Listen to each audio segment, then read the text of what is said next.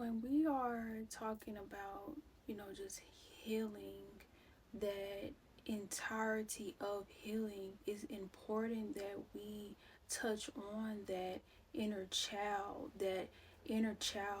healing that resides in all of us, that is a part of all of us, and that part of us can show up in so many ways, especially when we are growing into our adulthood and we are entering these relationships, whether it's romantic or it's platonic, or we are interacting with each other. A part of that comes out, it shows up, it surfaces. So it's like very important that we allow ourselves to heal that version of us, tapping into that part of us that may have felt neglected, that may have felt left out, that may have felt, undeserving, that may have felt not spoke up for, that have been abused, maybe misled, whatever the case may be, because those parts of us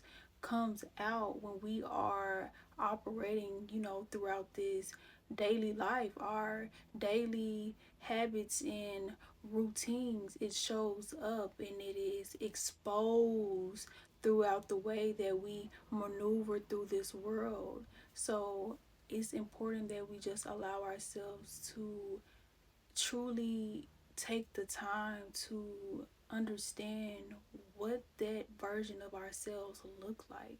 How does it show up? Because when it is not attended to, when it is not healed, when it is not worked on, it can become a hindrance in a way. It can become a blockage.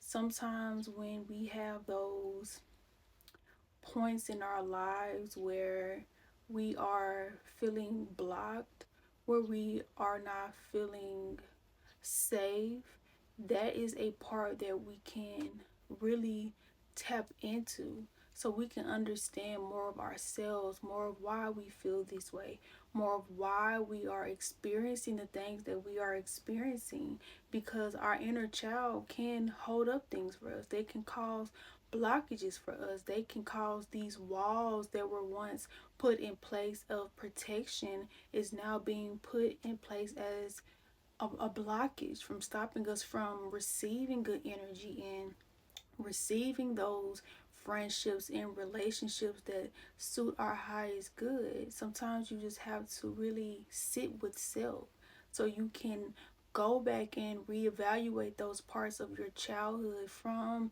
those elementary years and middle school years and leading on up even into your teenage years, because they all play a huge part in they hold a huge lesson in our lives. Those versions of ourselves, they don't just go away. They don't fade away. They don't go away. One thing we can do is learn to listen to that version of ourselves, understand that version of ourselves, not to just push it off, not allow ourselves to be led into situations where we are trying to fill that void of which our inner child did not receive. And sometimes when we are in these situations, in these feelings, in this energy of not being fulfilled, we can often go seek others and seek other energies and seek other relationships to try to fill that void of which we did not receive, which just makes it harder on us, because it adds another layer of what we are really supposed to be tapping into. It adds on to that burden. It adds on more to what we really need to be focused on, which is that inner self. You have to heal within, because everything that is reflective around you, what's going on around you, is reflective of what's going on within.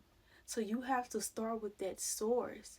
You are the source. You are who you need to heal. Once you heal within, Once you tap in within, you start to receive that good energy back. You start to see that good energy around you because you are working on self. You are fulfilling self. You are the source. It starts all within you. So just really reevaluating just that inner child, that deep part of you, even the parts that you think people may not understand or truly just get, you tap into that. You unlock that part of you so it is not causing a burden or it is not causing destruction throughout your life. Remember, it pops up. It shows up in different ways and in different forms. It creates who you are. It builds this energy, it builds this person, it builds this persona that is reflective to the outside world.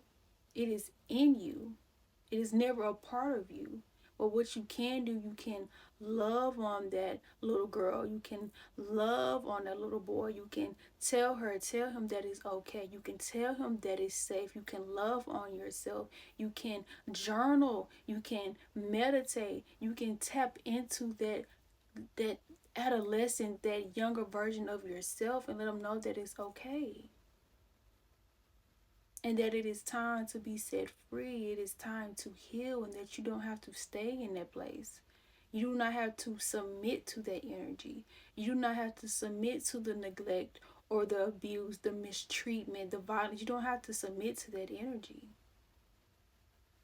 And allowing yourself to go back to that version of you doesn't mean that that is typically just who you are, but you are allowing yourself to open up that energy so you can truly heal and come into the version of who you are meant to be.